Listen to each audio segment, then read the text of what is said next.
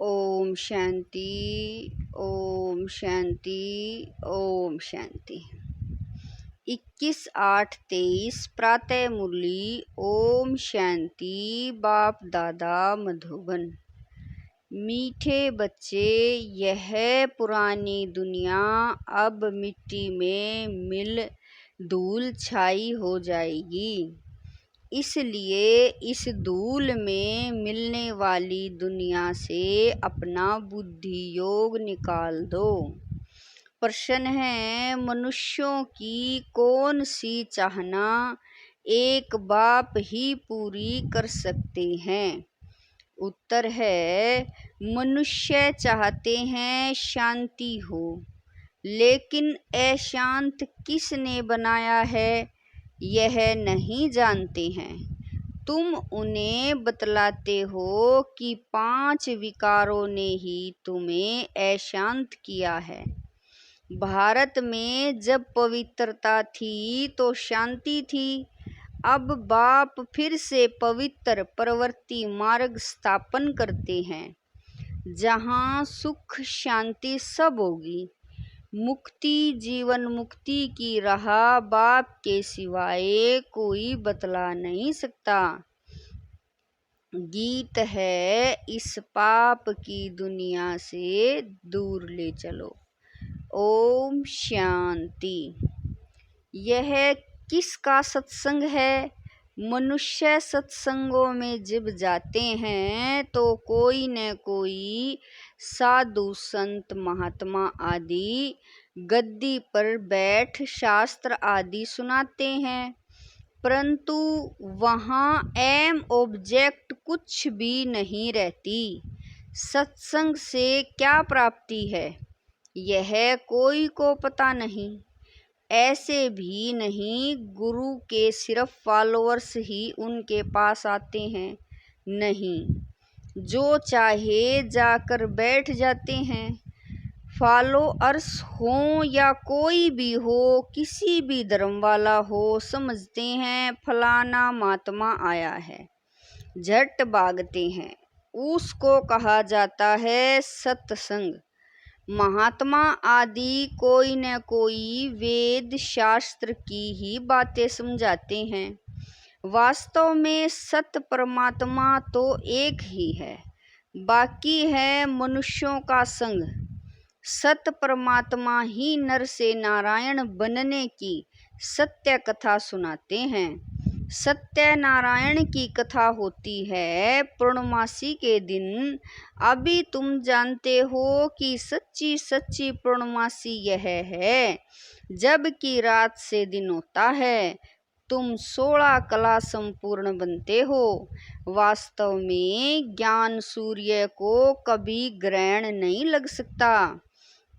ग्रहण तो इन सूर्य चांद आदि को लगता है जो पृथ्वी को रोशनी देते हैं। ज्ञान सूर्य तो है ही सबको रोशनी देने वाला, उसकी ही महिमा गाते हैं। ज्ञान सूर्य प्रगटा। यहाँ तो तुम सब बच्चे बैठे हो, बाहर वाले को अलाउ नहीं किया जाता है, वह तो कुछ समझेंगे नहीं। बाप कहते हैं, मैं तुम बच्चों के ही सम्मुख आता हूँ। पाप आत्माओं को आकर पुण्य आत्मा बनाता हूँ, मंदिर में रहने लायक बनाता हूँ। वह है पावन दुनिया शिवालय। शिव ने स्वर्ग की रचना की, उसमें कौन रहते हैं? देवी देवताएं, जिन्हों के चित्र मंदिरों में रखते हैं। तुम जानते हो कि 5000 वर्ष पहले यह देवी देवताएं भारत में रहते थे, स्वर्ग में राज्य करते थे। कब राज्य किया, कैसे राज्य पाया, यह दुनिया नहीं जानती। तुम बच्चे जानते हो वह नई दुनिया थी, यह पुरानी दुनिया है। भारतवासी कहते हैं नई दुनिया, नया भारत हो, वर्ल्ड ऑलमाइटी राज्य हो। आत्मा को बुद्धि में आता है यहाँ देवी देवताओं का राज्य था। परंतु यह विचारों को पता नहीं कि यह ऑलमाइटी अथॉरिटी का राज्य कब और किसने स्थापन किया। कोई समय तो था ना जरूर। जानते हो कि भारत सोने की चिड़िया था। तुम अब किसके संग में बैठे हो? कौन सा महात्मा आया हुआ है? श्री कृष्ण तो नहीं कहेंगे कि भगवान वाच मैं तुम्हें राजयोग सिखलाता हूँ। तुम बच्चों की बुद्धि का ताला अब खुल गया है। जानते हो इतनी सारी पुरानी दुनिया मिट्टी में मिल धूल छाई हो जाएगी। मनुष्य शांति चाहते हैं, परंतु शांति कौन स्थापन कर सकता है? पहले तो पूछा जाता है कि तुमको अशांत किसने किया? कुछ बता नहीं सकते कि इन 5 विकारों ने ही अशांत किया है। भारत में शांति तब थी जबकि पवित्रता थी। पवित्र प्रवृत्ति मार्ग में ही मनुष्य बहुत बहुत सुखी थे। अभी अपवित्र पतित प्रवृत्ति मार्ग हो गया है। निशानियां भी हैं। मंदिर में देवताओं की महिमा करते हैं। हम नीच पापी हैं, हम निर्गुण, हारे में कोई गुण नहीं। मनुष्य गाते हैं परंतु जानते नहीं। जब बाप आते हैं तब बच्चों पर मेहनत करते हैं। बाप आते ही हैं बच्चों के पास। यहाँ कोई साधु संत आदि नहीं बैठा है। यह तो देदारी है। तुम्हारी नजर ऊपर में है। हम शिव बाबा से सुनते हैं, किसी देदारी तरफ दृष्टि नहीं है। कृष्ण भी देदारी बच्चा है, गर्भ से जन्म लेता है। हर एक आत्मा को अपनी देह है, शिव बाबा को अपनी देह है नहीं। नाम तो देह शरीर पर पड़ता है, आत्मा का नाम तो आत्मा ही है। कहते भी हैं महान आत्मा, पाप आत्मा। पाप परमात्मा तो कभी नहीं कहा जाता है। फिर अपने को परमात्मा कैसे कहला सकते? परम पिता परमात्मा तो एक ही है। वह है सुप्रीम बाप, परम धाम में रहते हैं। तुम कहते हो परम आत्मा सुप्रीम, वह है निराकार। उनको मिलाकर नाम पड़ गया है परमात्मा। उनको ही सभी याद करते हैं। नैनहीन को राह दिखाओ प्रभु। बुद्धि ऊपर चली जाती है परम पिता तरफ, जबकि सब राज बताने वाला वह परम पिता परमात्मा ही है। निर्वाण धाम और मुक्ति धाम कहा जाता है। जो आत्माएं पहले आती हैं वह जीवन मुक्ति में हैं, पीछे फिर जीवन मुक्ति से जीवन बंधन में आती हैं। बच्चे जानते हैं पवित्रता सुख शांति है ही सतयुग में, जबकि एक राज्य होता है उसको ही अद्वैत राज्य कहा जाता है। फिर दैत्य राज्य अर्थात डेविल का राज्य होता है। पहले तो एक धर्म था, अभी तो अनेकों अनेक धर्म हैं। बच्चे इस सारे सृष्टि चक्र को अच्छी रीति नंबरवार पुरुषार्थ अनुसार जानते हैं और कहाँ एम ऑब्जेक्ट नहीं है। तुम बच्चे जानते हो कि इस झाड़ का बीज रूप परमात्मा ऊपर में है। पहले पहले सतयुग की रचना होती है, फिर सतयुग से त्रेता बनता है। सारी सृष्टि पुरानी तमो प्रधान बनती ही है। अब तुम पुरानी दुनिया में हो, नई नहीं कहेंगे। नई सृष्टि तो सतयुग थी। कलयुग को पुरानी सृष्टि कहा जाता है। पुरानी होने में भी टाइम लगता है। पहले नई थी, अब पुरानी है। भारत में आजकल सब चाहते हैं नई दुनिया हो, उसमें नया भारत हो, वर्ल्ड ऑलमाइटी अथॉरिटी राज्य हो। देवी देवताओं का राज्य ऑलमाइटी अथॉरिटी ने ही स्थापन किया है। उस समय दूसरा कोई राज्य हो न सके। हर एक मनुष्य ऑलमाइटी अथॉरिटी राज्य बाबा कह रहे हैं हर एक मनुष्य ऑलमाइटी अथॉरिटी अर्थात ज्ञान का सागर हो न सके। ज्ञान का सागर, सुख का सागर, यह महिमा एक परमात्मा की ही है। वर्षा भी तुमको उनसे ही मिलता है। बाप खुद कहते हैं कि मैं कलप कलप आता हूँ, आकर इस भारत को स्वर्ग बनाता हूँ, फिर आधा कल्प बाद तुम वह राज्य भाग्य गवाते हो, माया से हार खा लेते हो। मन से हारने की बात नहीं है, मन तो बिल्कुल घोड़ा बन जाता है, माया मन को उड़ा देती है। माया भी कहती है वाह, हमारी सेना से कोई वहां कैसे जा सकता है। अच्छे अच्छे मारुतियों को भी जीत लेती है। तुम्हारी माया के साथ युद्ध है, बाकी यह कोई सथुल हथियारों की लड़ाई की बात नहीं। यह तो माया पर जीत पाने की लड़ाई है। बाकी वह लड़ाइयाँ तो चलती आई हैं। पहले तलवारें थी, फिर बंदूकें निकली, अब तो बॉम्ब्स निकले हैं। तो अब तुम बच्चों की बुद्धि में है हम 100 देवी देवता थे, और सत्संगों में कोई ऐसे नहीं कहेंगे कि हम 100 देवता थे। हमने 84 जन्म लिए हैं, अभी हम पतित बन गए हैं, अब फिर पावन बन रहे हैं। तुम भी नैनहीन थे, इन आँखों की बात नहीं है, यह ज्ञान के दिव्य चक्षु की बात है। आत्मा तो अपने बाप को भूल गई है। सन्यासियों ने तो आत्मा सो परमात्मा कह दिया है। बाप ही आकर तीसरा नेत्र खोलते हैं, वह फिर देवताओं को तीसरा नेत्र दिखाते हैं। जैसे विष्णु को अलंकार दिखाए हैं, वैसे देवताओं को तीसरा नेत्र दे दिया है, परंतु उनका ज्ञान का तीसरा नेत्र तो खुलता नहीं। सतयुग में अगर यह ज्ञान होता कि हम ऐसे गिरते जाएंगे, फिर हम नरकवासी बन पड़ेंगे, तो राज्य भाग्य की खुशी ही चली जाती। यह नॉलेज अभी ही रहती है।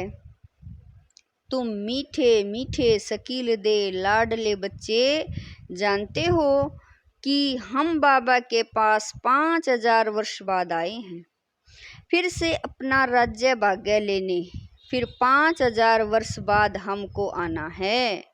हम ऑल राउंड एक्टर्स हैं। हम 100 देवता बने थे, हम 100 क्षत्रिय बने, अभी हम 100 फिर ब्राह्मण बने हैं। यह ज्ञान किसी को नहीं है। गीता पाठशाला माना भगवान की पाठशाला, भगवान वाच है। उन लोगों ने फिर श्री कृष्ण का नाम डाल दिया है। फिर श्री कृष्ण पर कितने कलंक लगा दिए हैं। कह देते हैं उनको इतने बच्चे थे, इतनी रानियां चुराई, यहाँ तो तुम सब आप ही भाग कर आए हो, कोई ने भगाया नहीं। गवर्नमेंट के राज्य में अगर कोई किसी को भगाए तो भी केस चल जाए। इन्हों का वंडर हुआ, इतने बच्चे आए, भट्ठी बननी थी, बूढ़े जवान बच्चे सब वैरायटी भाग कर आ गए। कोई झाड़ के झाड़ भी आए। तो यहाँ की बात श्री कृष्ण के साथ लगाकर उल्टा सुल्टा लिख दिया है। अखबारों में बड़ी धूमधाम हुई। अमेरिका के अखबार में भी पढ़ गया कि एक कलकत्ते का जवारी कहता है कि मुझे 16,108 रानियां चाहिए, अभी 400 मिली है, तो यह सब खेल है, नथिंग न्यू। कल्प बाद फिर भी ऐसे होगा, ऐसे ही तुम्हारी भट्ठी बनेगी। तुम देख रहे हो कि कैसे स्थापना होती है। तुम मनुष्य से देवता बन रहे हो। जीवन मुक्ति दाता को अपना बनाने से सेकंड में तुम वर्षा पाने के हकदार बनते हो। जनक को भी सेकंड में साक्षात्कार हुआ। कहते भी हैं हमको जनक मिसल ज्ञान दो। जनक ने तो त्रेता में राजाई पाई। बाबा ने पहले पहले समझाया, अभी तुम बच्चों की बुद्धि में है कि हमारे सामने कौन बैठा है। शिव के मंदिर के आगे बैल रख दिया। बैल पर तो मनुष्य बैठेगा, निराकार शिव कैसे बैठेंगे। तो फिर शंकर को बिठा दिया है। कुछ भी समझते नहीं। गीत में भी सुना कि नैनहीन को राह दिखाओ। सब बुद्धिहीन अंधे हैं। प्रजा का प्रजा पर राज्य है। आगे राज्य राजा चलाते थे। कोई कड़ा विक्रम करते थे तो राजा फैसला करते थे। अभी तो प्रजा पर राज्य है। एक दो को के ऊपर जज हैं, वंडर है ना। यह बेहद का नाटक है। यह तुम जानते हो और कोई कह न सके। जू मिसल यह ड्रामा चलता ही रहता है, टिक टिक होती ही रहती है।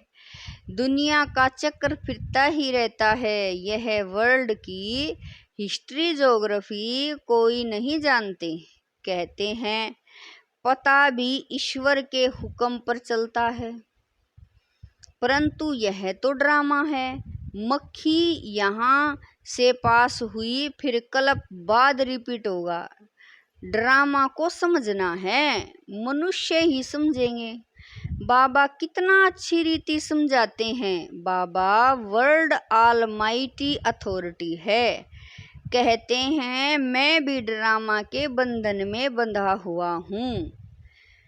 मैं खुद आकर पतितों को पावन बनाता हूँ। अभी तुम बाप से शक्ति लेते हो माया पर जीत पाने लिए।